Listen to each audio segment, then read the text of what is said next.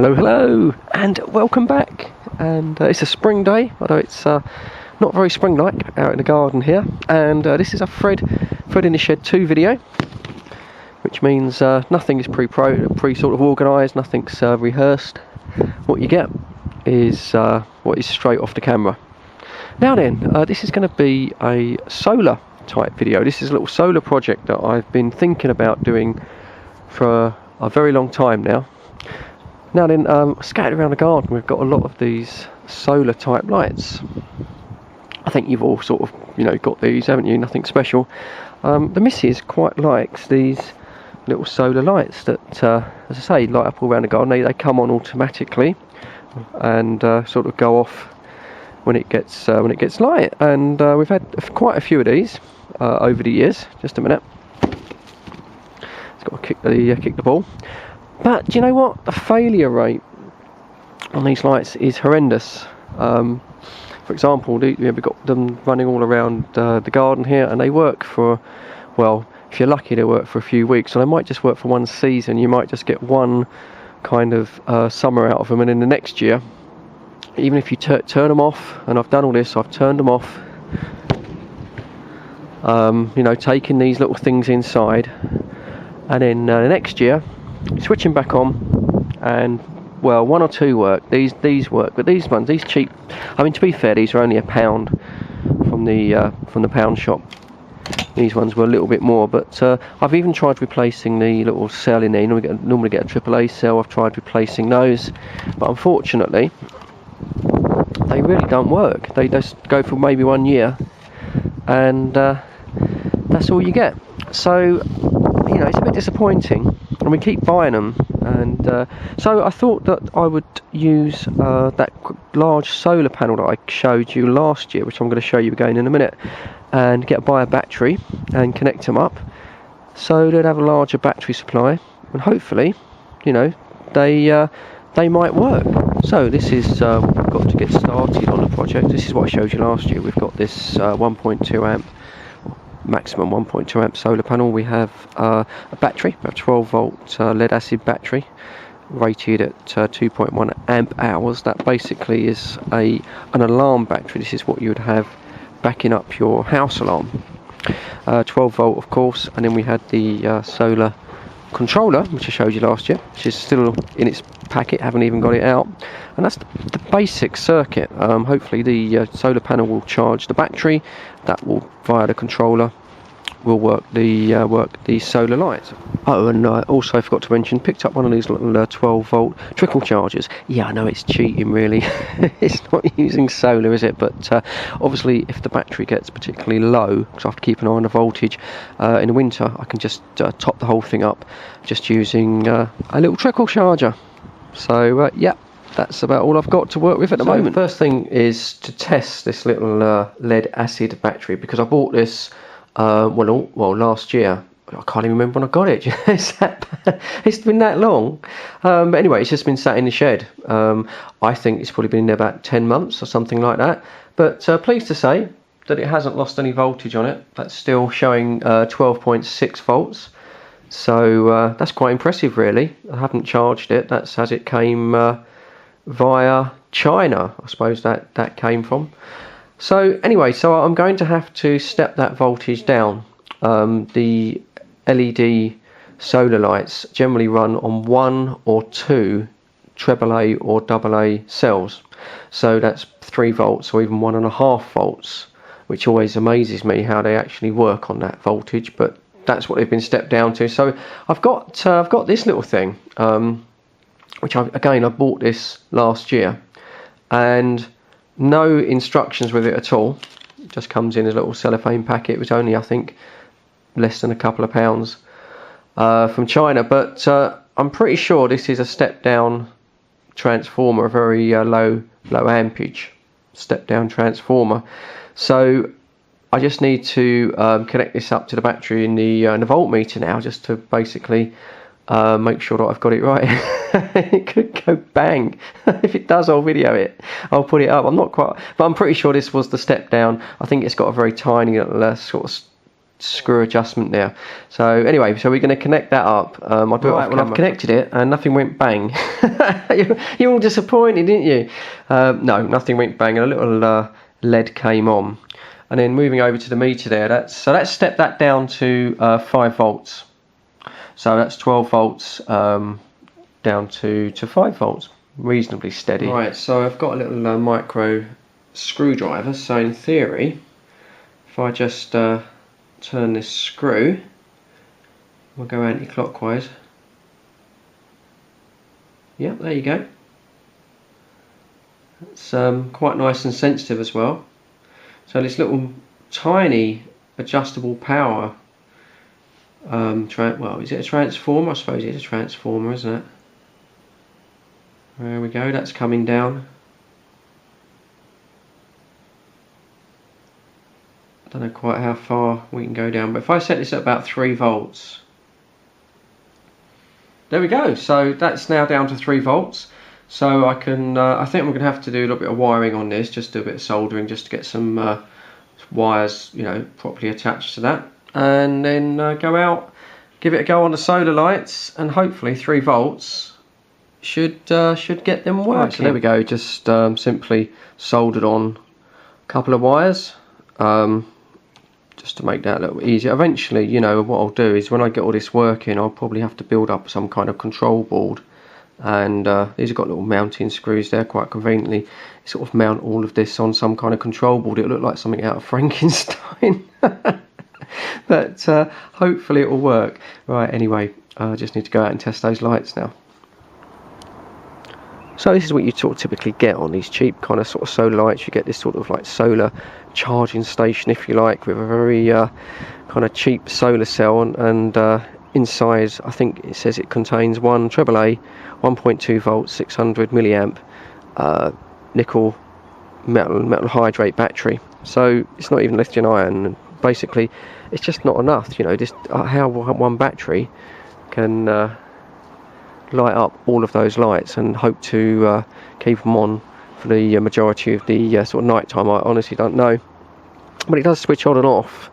It must do a current sense thing, and it does actually turn on and off at dusk and dawn, which is quite good. There's no photo cell. So basically these are crap, and this is what we're hoping to replace. So it's running on say 1.2 volts. I'm going to try and put a little bit more through to that and see how we get on. Okay, here we go, everything crude and nasty. Got the little power transformer now, power converter working, just got that stretched on the batteries, and a very a very dangerous connection. So that's running 3 volts, which is twice what you'd expect, but as you can see there, I've got the LEDs, they're all working. Now the reason I've run on for 3 volts and not 1.2 is that I have a second set over here, which again, these have completely failed on the charger, so I want to basically daisy chain these between the two. So 3 volts should be plenty. Right, so everything's working.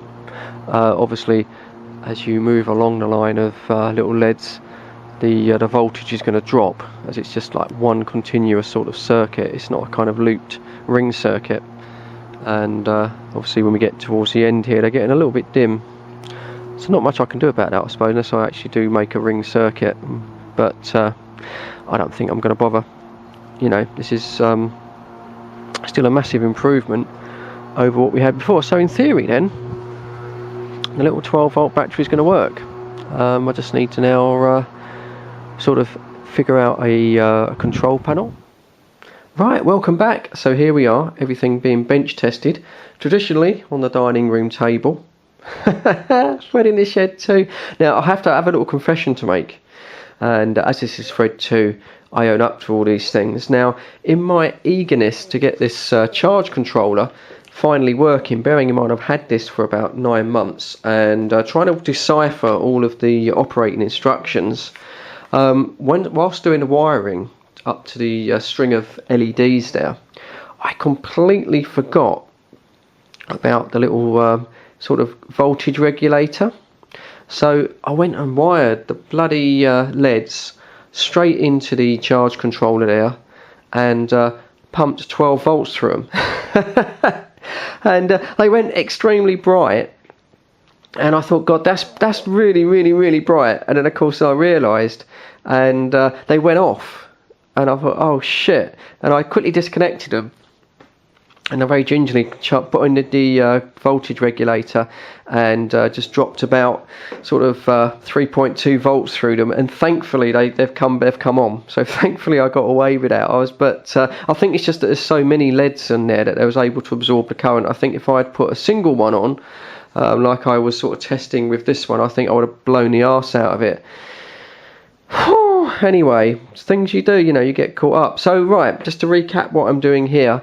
Got the solar panel now just in the window. It is rather an overcast day, and then we've got that all connected up to the display, and it's bloody awful trying to get the camera to show you the display. You can just about see that the little symbol there is flashing, showing that there is current being powered or supplied by the solar panel. Right, I think I'm going to put the camera on a bit of a tripod to stop you all being sick, because I'm flicking it all about.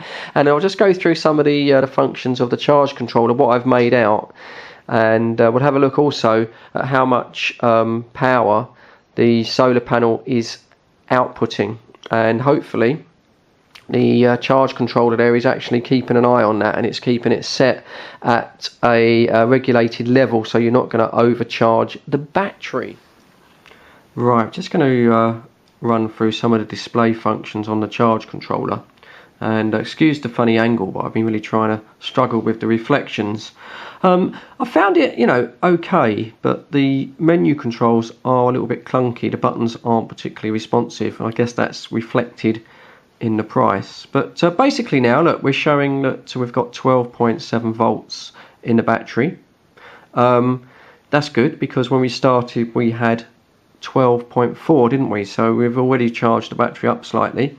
So the first menu option, this is where you set the maximum amount of voltage that you want to charge your battery at, depending on what sort of battery you're using. So I've set this at 12.8, so this will only now charge the battery to 12.8 volts, and then it will stop charging. So that's basically your battery protection. Next thing is your output to your load.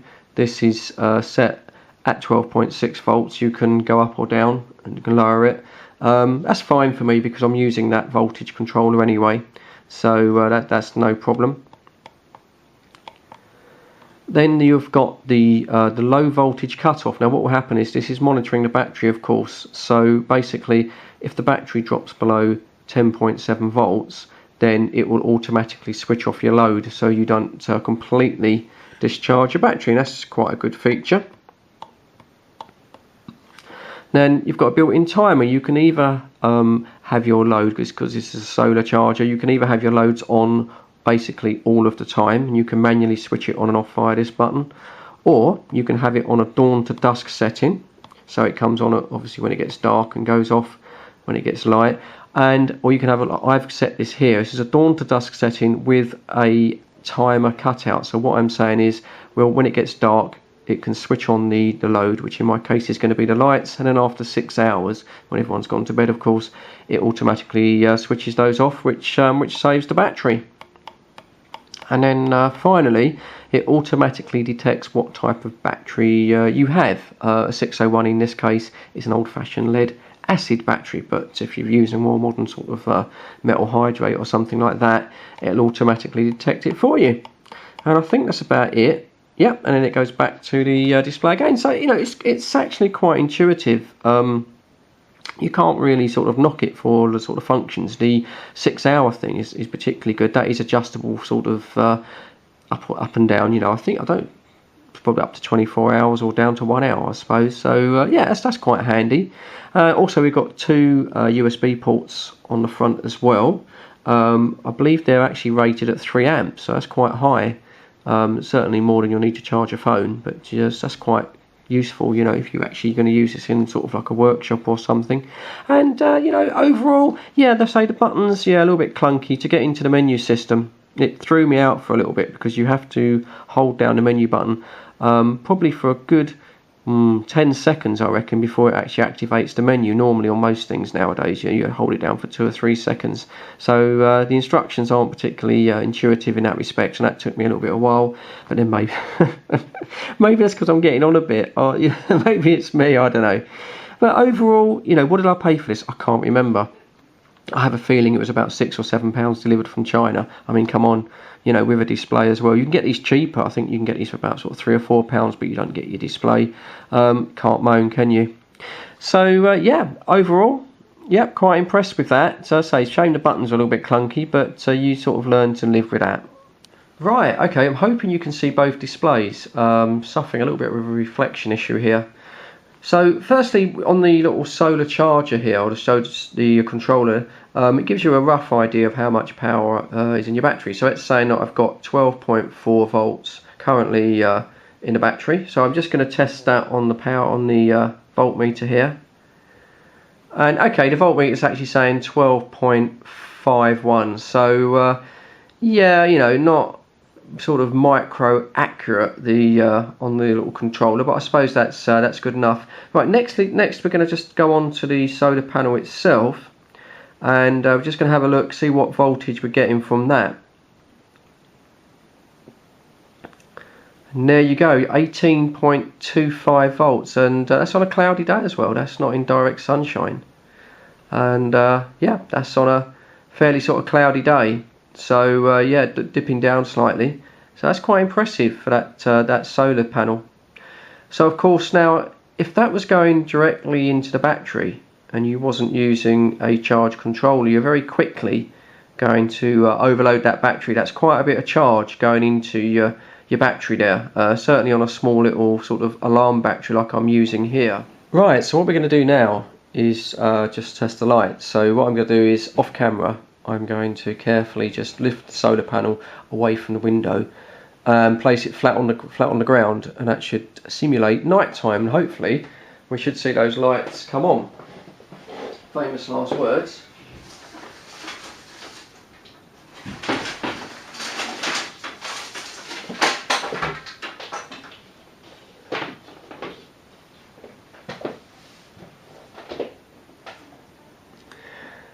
And nothing. Maybe I have to. Oh, there we go. Oh, that got me a little bit worried. Yeah, there you go. So, yep, the lights come on. A little bit of a delay there. So it's a bit clunky, the controller. It works, but it was cheap. Come on, don't expect. So that's the little converter there. 2.78 volts. That's probably a little bit low actually. So I might just turn that up whilst I've got that set up a little bit. So that's simulating the night time. So what I'm going to do now is I'm now going to take the solar panel, put it back in the window, and then hopefully you should see this little symbol change there to say that it's charging, and the light should go off. It does seem to be a bit of a delay. It's not exactly very spontaneous. But, right, I'm going to put the panel back up in the window now.